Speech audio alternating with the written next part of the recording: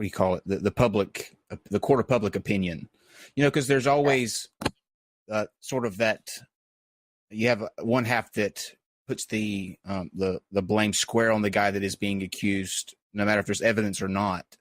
And so I'm leaning maybe like, what should be the reaction when these allegations come up, but there's no direct evidence? Like, which side do you give, the woman a little bit more leeway in terms of reasonable doubt because it's something as serious as rape, or how do you handle that? Well, I think that first we have to recognize that there's a difference between supporting a sexual assault accuser and demonizing a sexual assault accused. So you can choose to believe that someone was sexually assaulted, to support them in their claims, to assist them as they work through the process, and not also, continuously call the accused a rapist, to demonize them, to publicly declare them guilty. That's certainly possible, and it's what we should do. I think. Okay. Hey, gentlemen, give me a minute. Just give me a minute. Okay. Sure. I think, Emrazz, I think you make a great point on that. I actually said the same thing myself. Look, believing somebody is different than convicting them in a court of law, right? I can hold a belief. For example, I do believe, like Dr. Ford. Somebody was asking him if he actually believed Dr. Ford, and we'll ask him when he gets back. I happen to believe her, right? I don't need overwhelming evidence to convict to have a belief that I think her story is legit. I look at her mannerisms. I look at her testimony. I look at the available evidence from the testimony, and I happen to support her. I happen to believe her. That doesn't mean I would say there's enough to convict criminally, right? Is that what you're saying? So if somebody just has a belief that she definitely had something happen to her, and I think she is convinced it is, was Kavanaugh, that doesn't necessarily translate to what they call the burden of the assumption of innocence. That would be more of a legal thing, would you say? I mean, there is no assumption of innocence in the social, blogosphere, right? I mean, we try to give some kind of innocence to people, right? We don't want to falsely think that somebody did something wrong just because somebody has accused somebody. But if you listen to somebody's testimony and you evaluate that and say, hey, I've listened to them, I think they're full of shit, or I've listened to them and they seem credible, we can formulate a belief opinion upon that without a trial. Would you agree? Of course. Right. I mean, I was having a similar conversation recently too. I think a lot of us were, where, I pointed out we make these determinations every day, right? I mean, we can listen to two friends having an argument and decide who we think is at fault. And we don't say to one friend, your burden, friend one, is beyond a reasonable doubt, which proved to me that friend two is in fact responsible for this argument for whom you accuse them of starting. The reason that we use that construct in criminal law is because people's lives and their liberty is at risk. So it's a much higher standard. But the ability to assess credibility as between people is one of our most basic social functions. Terrance, to follow up on that. I had to step away for a minute. Oh, that's okay. What are your thoughts on the Kavanaugh hearings, and who do you believe in that situation? Well, I definitely don't believe Miss Ford. Why not? Well, like I said before, I will listen to a credible story and then have some evidence. Her story was so full of holes you could drive a Mack truck through it, and there was absolutely no evidence to include any of the people that she named. Either they call it or they weren't even there and said it didn't happen. So, do you believe something happened to her? Let's start not necessarily was it him, but do you believe that some event happened to her in the past that she is recalling rather than fabricating? Because I think that's an important distinction to make. Well, yeah, on the side of on the side of caution, I would say something probably did happen, but the judge had nothing to do with it. Okay, if that's the case, then are you denouncing people that have actually gone out of their way to criticize her and mock her and treat her poorly? Because if something has happened to her, then she's a victim. whether she recalled it accurately or not. She is a victim of a crime. And yet I see a lot of people attacking her unfairly, and I'm not quite sure why that happens. Well, just because you doesn't give you the right to victimize somebody else. That's a too cool quay.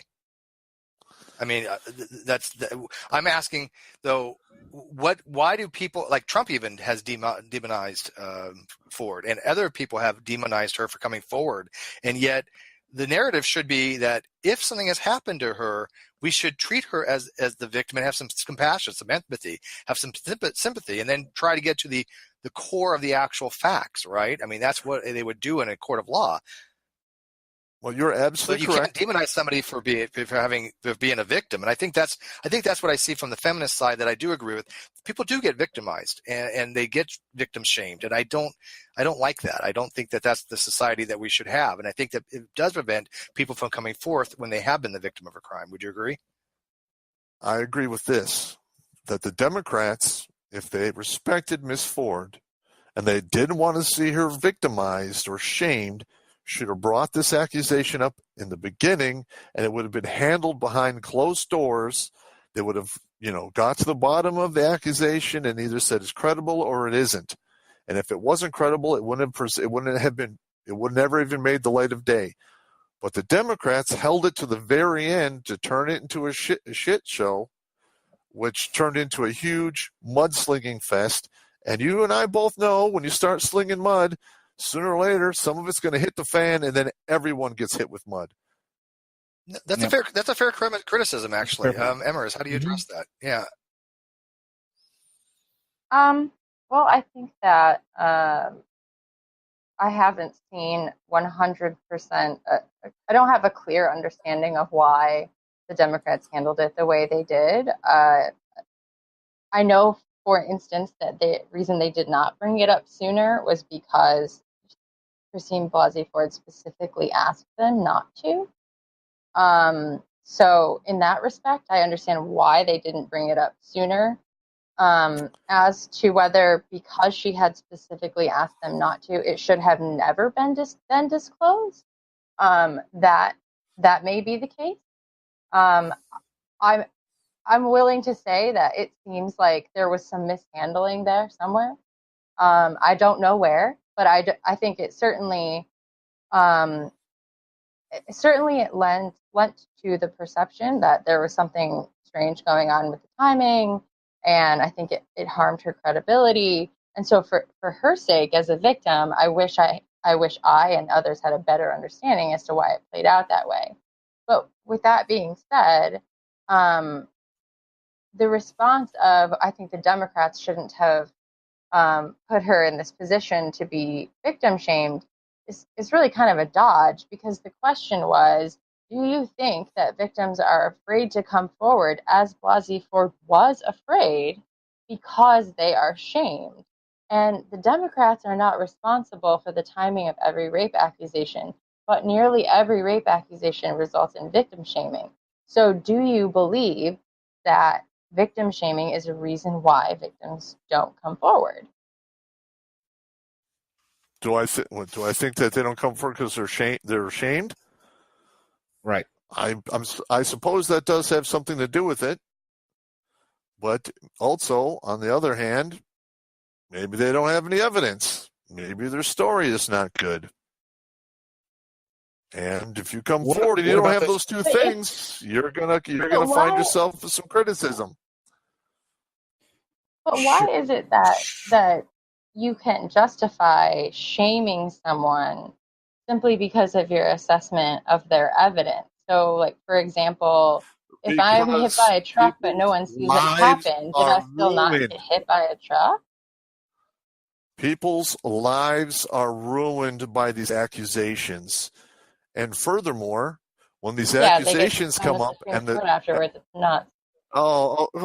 Give me a break. If that guy wasn't on a judge already, when that happens to a normal dude, he loses his job, he's living in the street, there are no social programs to help his ass out.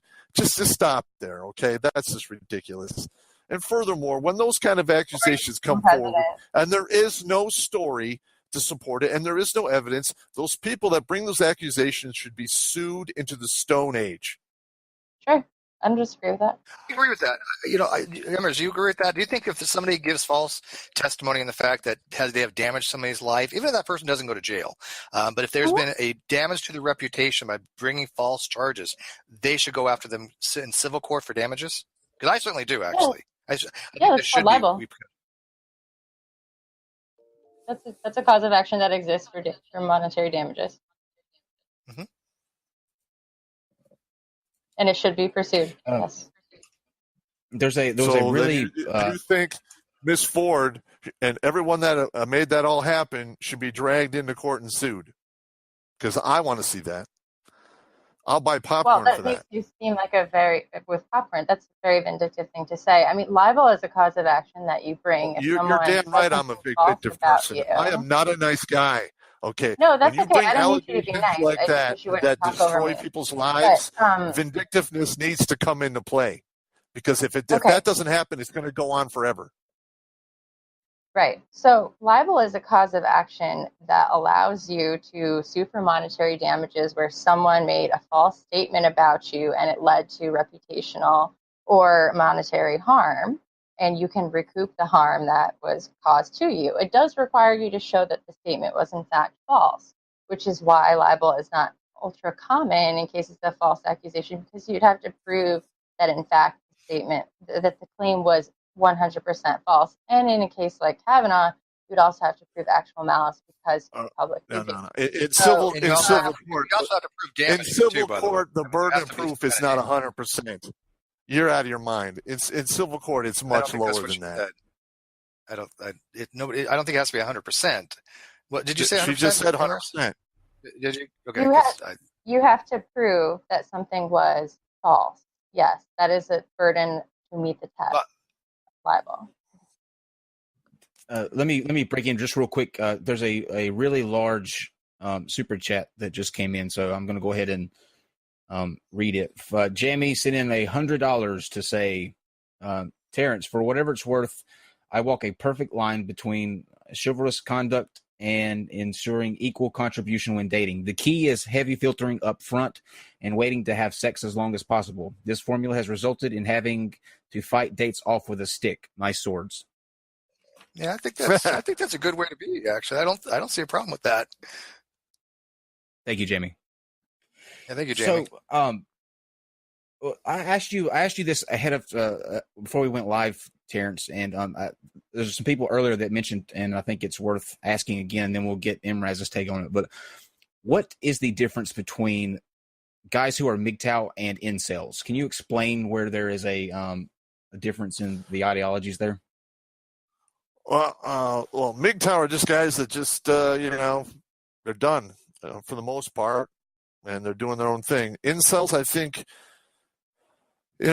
they want to get involved and have women in their lives, but for whatever reason, it's just not working out, and it's building up some kind of resentment and bitterness in their life.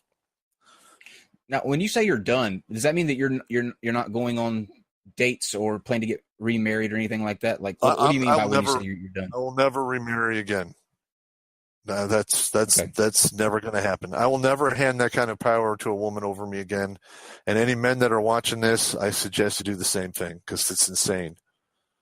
So what about your social interactions with women? Will there be dates where you have somebody that's steady and just not have the official marriage thing, or how does that work? I don't know. I can't really answer that right now. As it stands right now, no. But you never know. Okay. I mean, Okay. And Emrazz, have you had any kind of contact or interactions with incels?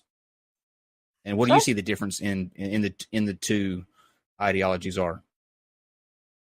Well, I actually thought that Terrance's characterization of incels was pretty spot on. Obviously, incel is an involuntary celibate, so it's someone who desires to have interaction with women, but for whatever reason isn't successful, and it builds resentment. I thought that was a very spot-on characterization. As for, probably not really fair for me to characterize MGTOWs